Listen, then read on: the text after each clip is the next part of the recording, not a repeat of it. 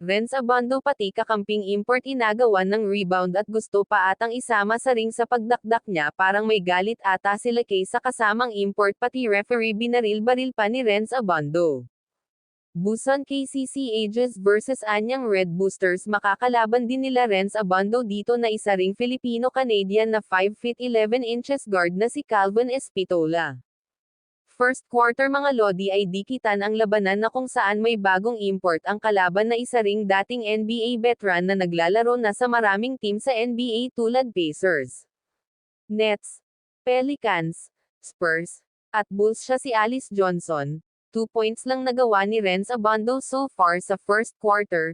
Pagpasok ng second quarter ipinasok na sa KCC Aegis si Ricardo Ratcliffe o tinatawag na Ragona, ang naturalized player ng Korean national team. Wala pa ring nabago sa import nato kahit galing injury, malakas pa rin. Dito na rin sa second quarter ipinasok muli si Renz Abando at gumawa ng malaking impact sa scoring.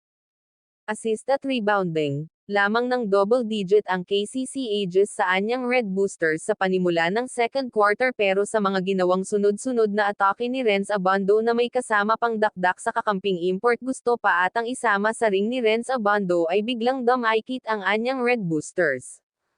Pati pa kakamping import ni Renz Abando ay inagawan ng bola sa rebound at naz-iko pa nila Kay sa likod. Sa pagtatapos ng second quarter ay lamang na lang ng 3 ang kalaban nila Renz Abando sa score na 47-44. Lamang ng 3 ang Busan KCC Aegis. Pagpasok ng third quarter wala pa masyadong napunto si Renz Abando, pero sa rebounding ibang klase. 8.6 rebounds so far for Renz Abando. Sa opposing team naman hindi pa rin pinasok ang Filipino-Canadian na si Calvin Espitola. Samantala sa huling bahagi ng fourth quarter takeover mode si kabayang Renz Abando, sunod-sunod na fast break ang ginawa. May pabaril-baril pa sa referee dahil hindi tinawagan ng foul ang end one sana na layup ni Renz Abando. Lamang ng 2 puntos ang Anyang Red Boosters sa huling minuto ng laban, pero na foul ng kakampi ni Renz ang import ng KCC Aegis sa 3 points area, kaya lamang uli ang kalaban nila Renz Abando. Pero sa huling segundo ng laban ay naipasok ng kakampi ni Renz Abando ang crucial 3 points, kaya sa huli panalo pa rin ang team nila Renz Abando ng 2 puntos sa score na 74-72.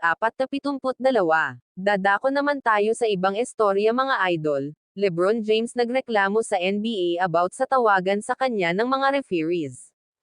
Nagsubmit ng video clips ang kampo nila LeBron James sa pamunuan ng NBA matapos silang matalo ng Miami Heat ng 1 puntos lamang last day.